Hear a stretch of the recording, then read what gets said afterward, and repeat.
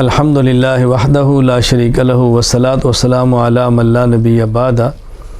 حضرت عبداللہ بن عباس رضی اللہ تعالیٰ عنہما فرماتے ہیں کہ رسول اکرم صلی اللہ علیہ وسلم نے ارشاد فرمایا،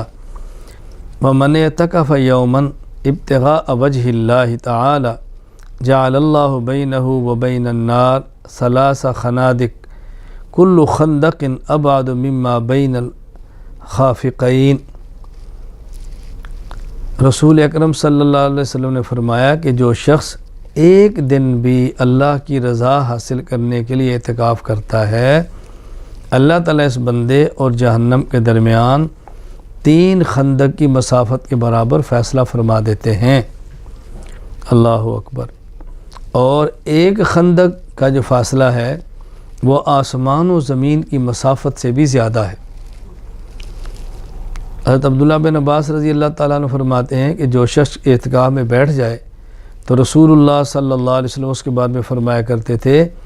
وَهُوَ يَعْكِفُ الذُّنُوبَ، ایک تو گناہوں سے بچا ہے، نمبر 2 وَيَجْرِي لَهُ مِنَ الْحَسَنَاتِ كَعَامِلِ الْحَسَنَاتِ كُلِّهَا، یہ اعتکاف میں رہ کر بعض وہ نیک اعمال نہیں کر سکتا جو لوگ اعتکاف میں نہیں، جو اعمال وہ کر رہے ہیں، تو اللہ تعالیٰ اس کو اعتکاف میں بیٹھنے پر ان کے اعمال کا اجر بھی دیں گے جو یہ اعتکاف کی وجہ سے اعمال نہیں کر سکا۔ اور حضرت ام المومنین امی عائشہ رضی اللہ تعالیٰ عنہ فرماتی ہیں کہ رسول اکرم صلی اللہ علیہ وسلم کا اپنا عمل مبارک یہ تھا، کان یعتکف العشر الاواخر من رمضان حتی توفاہ اللہ، کہ نبی کریم صلی اللہ علیہ وسلم رمضان المبارک کا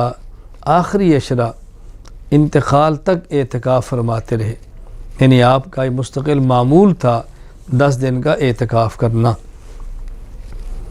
اس اعتکاف میں جہاں اور مقاصد ہیں، ایک بہت بڑا مقصد وہ لیلۃ القدر کی تلاش بھی ہے، یعنی آدمی اعتکاف میں نہ ہو تو دیگر اعمال میں مشغول رہتا ہے، خالص لیلۃ القدر کے لیے ذرا کوشش کرنی مشکل ہو جاتی ہے۔ حضرت امی عائشہ رضی اللہ تعالیٰ عنہ فرماتی ہیں، کان رسول اللہ صلی اللہ علیہ وسلم یجاور فی العشر الاواخر من رمضان، نبی کریم صلی اللہ علیہ وسلم رمضان کا آخری عشرہ اعتکاف فرمایا کرتے اور فرماتے، تحروا لیلۃ القدر فی العشر الاواخر من رمضان، رمضان کے آخری عشرہ میں لیلۃ القدر کو خوب تلاش کرو۔ لیلۃ القدر تو رمضان کی کسی رات بھی آ سکتی ہے، لیکن زیادہ تر اس کے آنے کا جو گمان ہے زیادہ تر وہ رمضان کے آخری عشرے میں آتی ہے۔ مطلب کہ ایک مقصد یہ بھی ہے کہ لیلۃ القدر کو بھی تلاش کیا جائے، کیونکہ لیلۃ القدر کے فضائل بہت زیادہ ہیں۔ یہاں یہ بات نشین فرما لیں کہ جس شخص نے سنت اعتکاف کرنا ہے اسے چاہیے کہ رمضان کی جو 20 تاریخ ہے، 20واں روزہ، اس کی افطاری مسجد میں جا کر کرے، یعنی غروب شمس سے پہلے اس کا مسجد میں داخل ہونا ضروری ہے۔ اگر سورج غروب ہوا اور یہ مسجد میں بعد میں داخل ہوا، اب اس کا سنت اعتکاف نہیں ہوگا۔ ویسے نفل اعتکاف بیٹھنا چاہتا ہے، 1 دن بیٹھے، 2 دن بیٹھے، 3 دن بیٹھے، اور ویسے جب بھی آدمی مسجد جائے تھوڑی دیر کے لیے بھی تو نفل اعتکاف کی نیت کر لے، لیکن جو سنت اعتکاف ہے 10 دن کا، اس کے لیے لازم ہے کہ 20 رمضان غروب شمس سے پہلے مسجد میں داخل ہو اور اعتکاف کی نیت کرے۔ نیت زبان سے کرنا ضروری نہیں ہے، بس دل سے نیت کر لینا ہی کافی ہے۔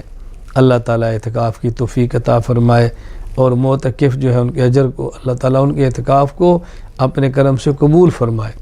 وآخر دعوانا ان الحمد للہ رب العالمین۔